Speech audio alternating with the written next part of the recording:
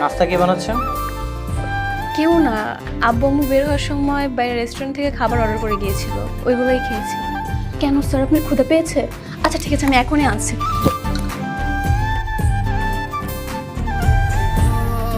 না থাক, বসো।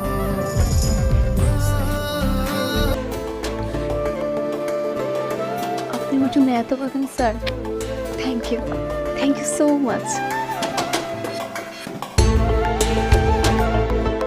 বাহ বাহ বাহ, হ্যাঁ এইগুলো হচ্ছে না? হ্যাঁ, আমি সব কিছু ভিডিও করেছি, তোমার বাবার কাছে সব দেখিয়ে দেবো। আর কি পড়াশোনা বাদ দিয়ে কি হাত ধরে কি প্রেম হচ্ছে? বাসায় কি কেউ নেই? আমার তো সাক্ষী দরকার বুয়া।